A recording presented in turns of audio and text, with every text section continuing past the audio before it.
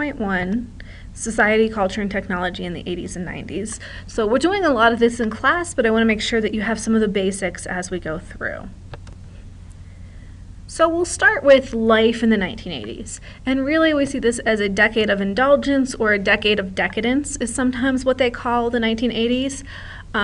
You can see this in TV and commercials, the retail revolution, all kinds of marketing, all kinds of material pieces. So a lot of materialism, a lot of commercialism in this time period. You also have this group called yuppies, young urban professionals, and the idea is they want jobs that make money. It's all about money, making money, that's what's going to be successful. A very different kind of feel than what we were seeing in the 1980s. And we see a rise in some big discount retailers, places like Walmart, Kmart, Target, those sorts of places really rising, really becoming more popular during the 80s. So as I said before, all about materialism, money, and a big change from our previous areas, our previous decades. We also start to see some big money going towards not just those military programs, but like our space program, we had the space race happening, but we see more going towards NASA, the shuttle program, and research and science. That really starts happening. So in 1980s are also a new era in space. Our first space shuttle, and so space shuttle, not necessarily a military idea, but just a scientific idea. The Columbia is launched in 1981. In 1983, we have our first female astronaut, Sally Ride. 1986, we talked about this one in class. We will make sure that you see this, but the Challenger disaster. So this was the space shuttle that was taking a teacher along with the rest of the crew, and it exploded, killing everyone on board. Do you remember? Hopefully you'll remember this if we've already done it in class. So it killed everyone on board. People were watching this live. This was something where even like school kids and things were watching it because the teacher was going, and really set things back a little bit because it turned out it was human error. But with our technology, with the television, live news, people saw this in person. People saw this when it happened. And that really, maybe this will help remind you of that.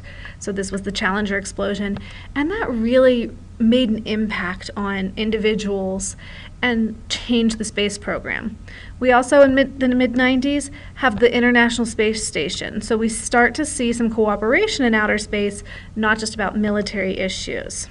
We'll talk about those, but we'll talk about those within the context of presidencies rather than society. We have all kinds of other technology as well. So not just space, but lots of technology, including computers and the rise of the compact computer. Silicon Valley becomes a huge place, kind of the central area where computer technology is created. The microprocessor, so computers get smaller and smaller, which means computers are for everyone. And we get companies like Apple and IBM and Microsoft all coming in during this time. Steve Jobs, Steve Wozniak, Bill Gates, those are names of the 80s. Those are people who become successful through computers in the 80s. And those computers mean that we end up using them more and having some more things like video games becoming really popular. The Atari, the Nintendo, the Sega. Sega's really 1990s. But you start to see that happening. TV changes with MTV, BET, even CNN, the first 24 hours news network. Rap music, grunge music comes in the 90s. So rap and hip hop in the 80s, grunge in the 90s. We really start to see kind of a change, and a lot of music during this time even starts to use technology in it. So like techno music and things like that really are tied to the 80s, and that's where it starts. Using that new technology. We get our first cell phones, and I love this. Can you see the cell phone back here in the guy's hand with his antenna? There is your first cell phones. Huge, so different than what you have today, and definitely no smartphones. But you do get the internet, separate from the phones, of course. We had browsers, .com businesses come up. This is going to help spur business growth in the 90s. This really the tech sector, the tech boom they talk about, happened in the 1990s, and it all goes back to this technology, the phones, the internet. So this whole idea of technology really starts to increase the access to knowledge, but it splits rich and poor even more. So we've talked a little bit about that. Essentially, knowledge leads to education. Education leads to wealth. This is an accepted tenet of American society. You can better yourself through education. But the people who had access to this knowledge and through technology were the middle and upper classes. The poor really had no access to these new technologies and get trapped in this thing called a culture of poverty, which means there's no way out. Just generation after generation, you're stuck in poverty because you don't have a way out. And that's not what's supposed to happen in America. So it increases some negative feelings, powerlessness, inferiority, worthlessness, and some discontent within America.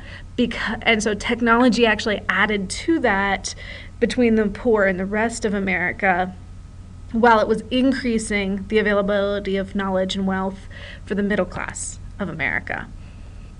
Then the question became, was there too much information? So not only do we have that discontent, but it's so much easier and faster to get information, which means you're aware almost instantly of what stuff happened. The Challenger explosion we watched happen. Rodney King and what happened there. So it was a videotaped beating. O.J. Simpson and that trial. So this actually can lead to more discontent because there's less time to process information. People are getting it instantly rather than through a filter. And so this also helps lead to one of the biggest political scandal of the 1990s. Because we have access to the information, everybody finds out about Clinton's impeachment. And we will talk more about this, but I want to give it briefly here. So Clinton was impeached in part, there's a whole story behind it, but basically he was accused of lying under oath. What he lied about was whether or not he cheated on his wife.